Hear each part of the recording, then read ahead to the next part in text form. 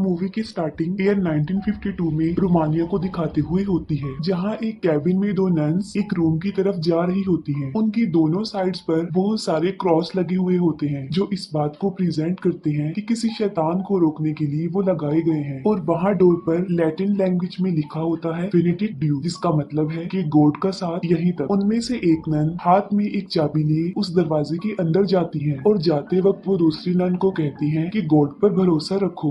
उनके जाते ही बाहर खड़ी नन प्रेयर करने लगती है। उस रूम के अंदर गई नन थोड़ी देर बाद खून में लथपथ बाहर आती है और बाहर खड़ी नन को वो की देकर कहती है, तुम्हें पता है कि क्या करना है और उसके हाथ नहीं आना, क्योंकि इस दुनिया में आने के लिए उसे एक जिंदगी चाहिए। और इतनी ही देर में एक इनविजिबल पावर उस नन को अपने साथ खींचकर अंदर की तरफ ले जाती है और बाहर खड़ी नन, जो कि काफी डरी भी होती है, वो चाबी लेकर वहाँ से भाग जाती है। वो नन ऐसा रियलाइज कर रही थी कि जैसे अब वो भी नहीं बचेगी और वो गॉड से माफी मांगकर सुसाइड कर लेती है। और उसके मरते ही हमें एक डीमन नजर आती है और वो डीमन बिल्कुल नन जैसी ही लग रही थी। नेक्स्ट मॉर्निंग एक लड़की को दिखाया जाता है जिसका नाम फ्रेंची होता है, जो नन्स के घर में खाने पीने का सामान प्रोवाइड करता था। और तब वहाँ पर उसी नन की डेड बॉडी मिलती है जिसने सुसाइड किया था, जिसे कौवे नोच नोच कर खा रहे होते हैं। इसके बाद हम वेटिकन सिटी को देखते हैं, जहाँ पर हम फादर बर्ग को देखते हैं, जो एक दूसरे फादर से कुछ डिस्कशन कर रहे होते हैं। डिस्कशन में बाकी फादर्स उन्हें बताते हैं कि रोमानिया में एक नन ने सुसाइड कर लिया है और इस केस को इन्वेस्टिगेट करने के लिए उन्हें वहाँ पर जाना होगा।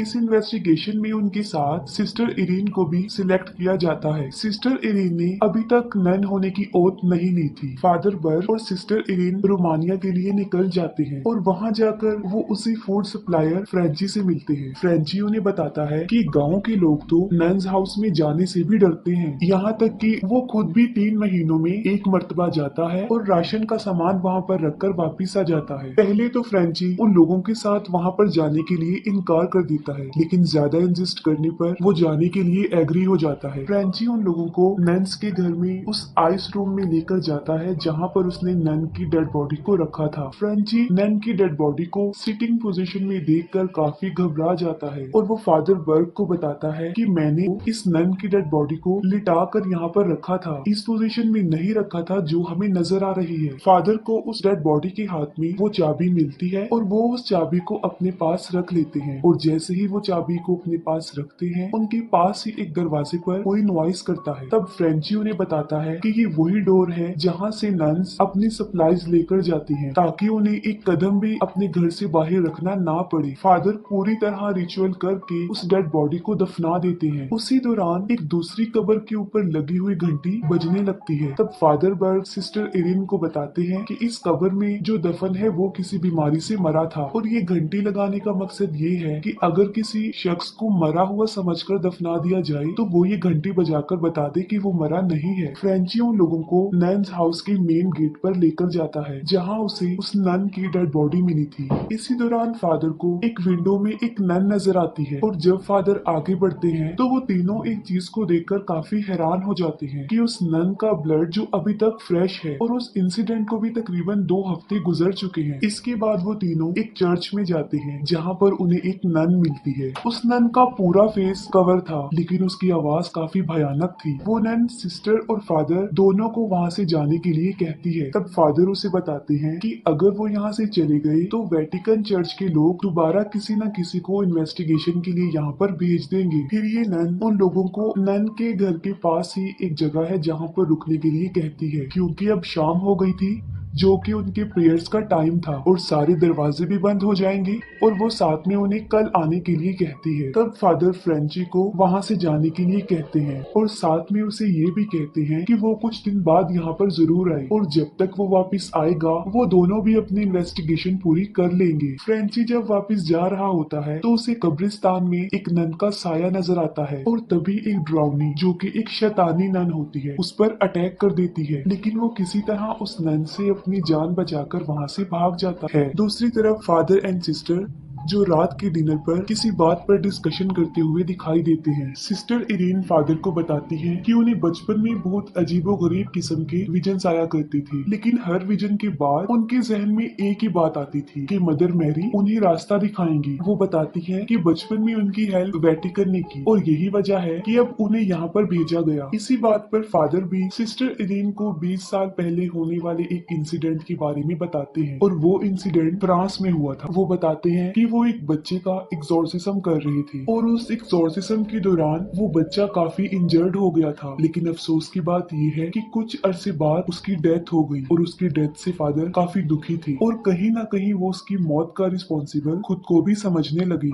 अगली रात एक ट्रांजिस्टर खुद ब खुद चल पड़ता है, जिसकी आवाज से फादर बर्ग नींद से जाग जाते हैं। जब फादर बर्ग उठकर चेक करते हैं तब उन्हें एक छोटे बच्चे का साया दिखाई देता है और ये उतनी एज का बच्चा था जितनी एज के बच्चे का उन्होंने एक्सोर्सिज्म किया था। और उस बच्चे का पीछा करते करते वो नन्स हाउस से बाहर आ जाते हैं और तब फादर बर्ग को ये पता चलता है कि ये बच्चा कोई और नहीं बल्कि वही है जिसका उन्होंने एक्सोर्सिज्म किया था, लेकिन वो अब शैतान बन गया है। ठीक उसी उस बच्चे के मुंह से एक सांप निकलता है जो फादर पर अटैक कर देता है। फादर काफी घबरा जाते हैं और पीछे पड़े हुए एक खाली कॉफिन में गिर जाते हैं जिसका दरवाजा अपने आप बंद हो जाता है और वो जिंदा ही उसमें दफन हो जाते हैं। वो अपनी हेल्प के लिए उस कब्र पर लगी हुई घंटी को बार बार बजाते हैं, जबकि दूसरी तरफ हवा के झोंके की वजह से सिस्टर की आंख खुल जाती है। सिस्टर इरीन को हल्की हल्की प्रेयर चैंटिंग की आवाजें भी सुनाई देती हैं और सिस्टर इरीन जब उन आवाजों को फॉलो करते हुए उनकी तरफ जाती हैं, तब एक डीमन नन उनका पीछा करती है। सिस्टर उस चर्च तक पहुंच जाती हैं जहां पर से प्रेयर्स की आवाजें आ रही थी। वो देखती हैं कि काफी सारी नन्स वहां पर मौजूद हैं जो उस वक्त प्रेयर्स कर रही हैं। उन्हें वो साया भी नजर आता है जो आहिस्ता आहिस्ता नीचे की तरफ आते हुए उनके पीछे लगे हुए शीशे में उतर आता है और वो डीमन नन सिस्टर पर अटैक कर देती है, जिससे फौरन वो शीशा टूट जाता है। सिस्टर इरीन वहां से भागकर उस चर्च के बाहर वाले कब्रिस्तान में आ जाती हैं, जहां उन्हें फादर बर्ग के चिल्लाने और उस घंटी की आवाज सुनाई देती है और देखते ही देखते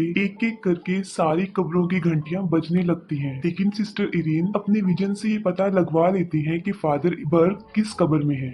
जब सिस्टर फादर को बाहर निकालने के लिए उस कब्र को खोद रही होती हैं, तब कब्र के अंदर फादर पर एक डीमन अटैक कर देता है, लेकिन इससे पहले कि वो डीमन फादर को जान से मारता, बिल्कुल ठीक वक्त सिस्टर इरीन उन्हें वहां से बाहर निकाल लेती हैं। उसी कब्र में फादर को कुछ बुक्स मिलती हैं जिन्हें वो ले लेते हैं। नेक्स्ट मॉर्निंग वो दोनों नन्स हाउस में जाते हैं। फादर बर्ग मदर स्पीकर को काफी आवाजें लगाते हैं, लेकिन आगे से उन्हें कोई रिस्पॉन्स नहीं मिलता। लेकिन इसके ऑपोजिट अंदर का दरवाजा खुद ब खुद खुल जाता है। फादर सिस्टर को वही की देते हैं जो उन्होंने उस मरी हुई नन से ली थी और सिस्टर को अंदर जाने से पहले ये बताते हैं कि उन्हें पता लगवाना है कि ये की आखिर कहाँ की है। सिस्टर इरीन जब नन्स हाउस में जाती हैं, तब उन्हें एक नन नजर आती है। वो उन्हें काफी आवाजें लगाती है, लेकिन वो नन उन्हें इग्नोर करके आगे बढ़ जाती है। उस नन का पीछा करते हुए सिस्टर एक चर्च में चली जाती है, जहाँ क्रॉस के आगे एक नन प्रेयर कर रही होती है। सिस्टर इरीन उस नन को बुलाती हैं, लेकिन इससे पहले कि उनकी प्रेयर डिस्टर्ब हो, एक और नन आके सिस्टर को वहां से ले जाती है। वो नन सिस्टर इरीन को बताती है कि इस चर्च में वो काफी अरसे से प्रेयर्स कर रही हैं और सारी नन्स की शिफ्ट होती है, हर कोई अपनी शिफ्ट में आकर प्रेयर करता है और वो दोनों वहां से चली जाती हैं। फ्रेंची जो कि एक बार में ड्रिंक कर रहा होता है,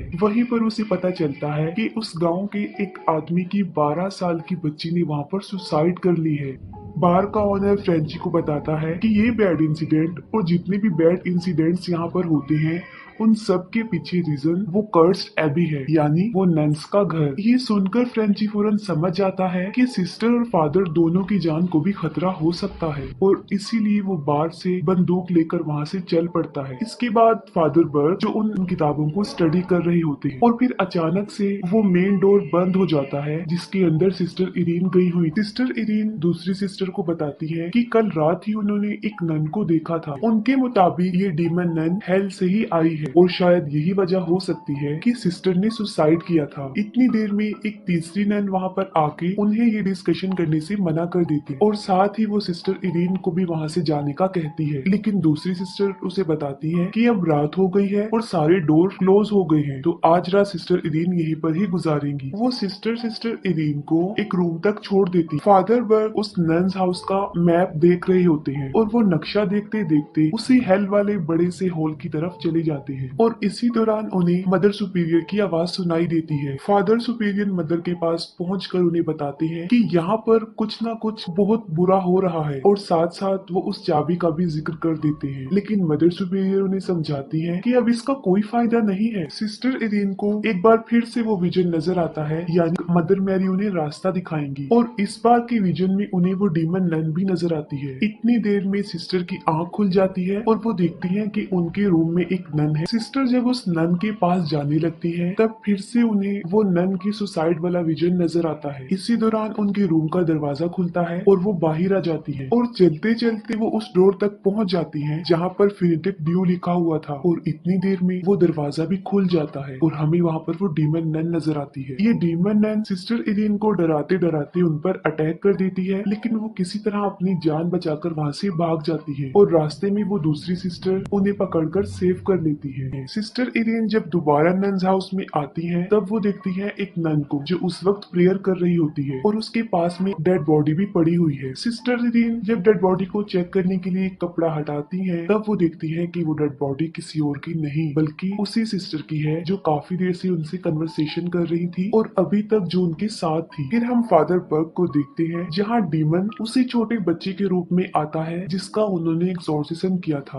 और वो डीमन फादर पर अटैक कर देता है। फादर बर्ग अपनी जान बचाकर वहाँ से भागते हैं और तब हम देखते हैं कि वो डीमन असल में डीमन नन ही है जो उसके रूप में आकर फादर को डरा रही थी। साथ ही चर्च में बहुत सारी नन्स आती हैं और वो काफी घबराई काफी डरी हुई होती है। उनमें से एक नन सिस्टर इरीन को कहती है कि वो भी उनके साथ मिलकर प्रेयर करे और अपनी नजर सिर्फ मदर मैरी पर रखे और तभी मदर मैरी की आंखों से खून आने लगता है। शैतान बारी बारी सारी नन्स पर अटैक करके उनकी प्रेयर्स को डिस्टर्ब कर देता है, लेकिन सिस्टर इरीन अपनी प्रेयर को कंटिन्यू करती है। फादर फिर से भागकर उस आइस हाउस में आते हैं। वहाँ फिर से एक डीमन नन उन पर अटैक कर देती है, लेकिन फ्रेंची सडन वहाँ आकर उनकी जान बचा लेता है। प्रेयर के दौरान ही वो शैतान सिस्टर इरीन पर भी अटैक कर देता है और उनकी बॉडी पर ब्लैक मैजिक से एक स्टार बना देता है। तभी वहाँ पर फादर और फ्रेंची भी आ जाते हैं। सिस्टर उन्हें बताती है कि वो बाकी नन्स के साथ मिलकर प्रेयर कर रही थी, लेकिन जब वो दोनों देखते हैं तो वहाँ पर कोई नन भी नहीं होती, सिर्फ एक डेड बॉडी होती है। सिस्टर इरीन जब उस डेड बॉडी के फेस से कपड़ा हटाती है तब वो समझ जाती है कि अब कोई भी नन जिंदा नहीं बच सकी, सबको उस शैतान ने मार डाला है और यहाँ तक कि ये नन्स हाउस भी अब प्योर नहीं रहा। अचानक से वो डेड बॉडी फादर पर अटैक कर देती है, लेकिन फादर प्योर वाटर क्रॉस पर छिड़क कर उसे जला देते हैं। फ्रेंची उन दोनों को कहता है कि अब हमें यहाँ पर काफी देर हो चुकी है, बेहतर होगा कि हमें यहाँ से चले जाना चाहिए, लेकिन सिस्टर इरीन उसे मना कर देती है कि वो यहाँ से अभी नहीं जाएंगी और साथ में बताती है कि जिस सिस्टर ने सुसाइड किया था असल में वो सुसाइड नहीं था बल्कि एक सेक्रीफाइस था, क्योंकि उस डीमन नन को इस दुनिया में आने के लिए एक जान चाहिए थी जो उसने ले ली। वो कहती है कि हमें उस हॉल को बंद करने के लिए उस निशानी को ढूंढना होगा जो पाक निशानी है, यानी जीसस क्रिस्ट का ब्लड। फादर बर्ग के पूछने पर कि वो निशानी उन्हें आखिर मिलेगी कहाँ से, वो जवाब देती है कि मदर सुपीरियर की डेड बॉडी उन्हें एक तहखाने में मिली थी और वो वहाँ पर जाने का रास्ता भी जानती है, लेकिन वो कहती है कि ऐसा करने से पहले उन्हें नन होने की ओथ लेनी पड़ेगी और तभी उन्हें अपने इस मिशन में सक्सेस मिलेगी और जो विजन्स उन्हें आते हैं वो गॉड की तरफ से ही आते हैं, यानी वो अपनी सारी जिंदगी अब गॉड के नाम करने जाने वाली थी। इस बात पर फादर काफी सेटिस्फाइड हो जाते हैं और सिस्टर फाइनली नन की ओथ ले लेती है और अब वो एक नन बन जाती है और फिर वो तीनों उसी बेसमेंट में जाते हैं। वो तीनों वहाँ जाकर रुकते हैं जहाँ मदर मैरी की डमी पड़ी हुई थी। मदर मैरी की वो डमी एक पार्टिकुलर डायरेक्शन में पॉइंट कर रही थी। ये देखकर फादर बर्ग सिस्टर को बताते हैं कि ये आपका वही विजन है कि मदर मैरी हमारी हेल्प करेंगी। उस डायरेक्शन में जाकर उन्हें एक दरवाजा मिलता है जिसे सिस्टर इरीन उसी चाबी से खोलती है। दरवाजा खुलने पर उन्हें वही पाक निशानी जिसमें जीसस क्रिस्ट का खून था मिल जाती है। फादर उस निशानी को सिस्टर के हवाले करते हैं और फिर वो उसी दरवाजे की तरफ चले जाते हैं जहाँ जहाँ पर फिनिटिक ड्यू लिखा था। वो तीनों अंदर चले जाते हैं और शैतान कहाँ से आया था उस जगह को फाइंड करने के लिए तीनों अलग अलग डायरेक्शन में चले जाते हैं। जिस डायरेक्शन में सिस्टर इरिन जाती हैं, वहाँ पर एक डीमन नन उन पर अटैक कर देती है। सिस्टर इरिन जब वहाँ से बचकर भागती हैं, तब उन्हें वहाँ पर एक दरवाजा नजर आता है और वो उसके अंदर चली जाती है और वहाँ पर उन्हें वही निशान नजर आता है जो शैतान ने काले जादू से उनकी बॉडी पर बनाया था। लेकिन जब सिस्टर इरिन वहाँ से भागने की कोशिश करती है, तब बहुत सारी शैतानी नन उनका रास्ता रोक देती है और सारे दरवाजे बंद हो जाते हैं। सिस्टर की चीखों की आवाज सुनकर फ्रेंची उस डोर की तरफ भागता है, जबकि दूसरी तरफ बहुत सारी शैतानी नन्स फादर का भी रास्ता रोकती हैं। लेकिन फादर बर्ग आग का एक क्रॉस बनाकर वहाँ से भाग जाते हैं। फ्रेंची जब उस डोर के अंदर जाता है, तब उसे वहाँ पर बहुत सारी शैतानी नन्स नजर आती हैं और उस निशान के बीच में उन्हें सिस्टर इरीन अजीब पोजीशन में नजर आती है, क्योंकि शैतान ने उन्हें पोजेस कर लिया था। वो डीमन नन सिस्टर इरीन के रूप में फ्रेंची पर अटैक कर देती है और फ्रेंची सिस्टर इरीन के गले में लटकी जीसस क्रिस्ट के खून को निकालकर सिस्टर इरीन के फेस पर लगा देता है और तब वो डीमन नन सिस्टर की बॉडी को छोड़ देती है। लेकिन वो डीमन नन अब खुद से दोबारा फ्रेंची पर अटैक कर देती है। सिस्टर इरीन जब फ्रेंची को बचाने के लिए आगे बढ़ती है, तब वो डीमन नन अपनी शैतानी ताकत से उन्हें उठाकर एक दूसरे कमरे में फेंक देती है, जहाँ पर बहुत ज्यादा पानी था। फादर बर्ग पर भी वो शैतान उस बच्चे के रूप में एक बार फिर से अटैक कर देता है। उस शैतान के मुंह से एक स्नेक फिर से निकलता है जो फादर की आइज को जख्मी कर देता है। सिस्टर जब पानी से बाहर आने लगती है, तब उन्हें रियलाइज होता है कि वो पाक निशानी उनकी गली से निकल के पानी में ही गिर गई है। वो डीमन नन पानी से बाहर निकलकर सिस्टर इरीन को पानी में डुबो कर मारने की कोशिश करती है। फादर बर्ग सिस्टर को बचाने की काफी कोशिश करते हैं, लेकिन वो डीमन नन शैतानी ताकत से उन्हें दूर फेंक देती है। सिस्टर उस पाक निशानी को पानी में से अपनी तरफ खींचकर अपने मुंह के पास ले आती है और तभी डीमन नन की नजर उस होली निशानी पर जाती है, लेकिन वो खाली थी क्योंकि सिस्टर ने जीसस क्रिस्ट का खून अपने मुंह में भर लिया था। जब वो डीमन नन सिस्टर को मारने लगती है, तब सिस्टर अपने मुंह में भरा हुआ जीसस क्रिस्ट का खून उसके मुंह पर थूक देती है, जिससे डीमन नन का वजूद खत्म होने लगता है। उस खून के कुछ कतरे उस पानी में भी गिर जाते हैं, जिससे वो डीमन नन और वो पानी दोनों हेल के उस रास्ते से वापस जाकर बंद हो जाते हैं और हेल का वो बड़ा सा होल फिर से बंद हो जाता है। नेक्स्ट मॉर्निंग जब वो तीनों नन्स हाउस को छोड़कर जाने लगते हैं, तब सिस्टर इरीन वहाँ पर लास्ट प्रे करती है और वो फ्रेंची को भी बताती है कि ये जगह अब बिल्कुल प्योर हो गई है। तब फ्रेंची की गर्दन के पीछे उल्टे क्रॉस का निशान बना होता है, जिससे हमें पता चलता है कि डीमन नन ने अपना कुछ कंटेंट फ्रेंची के अंदर डाल दिया है और ये मूवी यहीं पर एंड हो जाती है।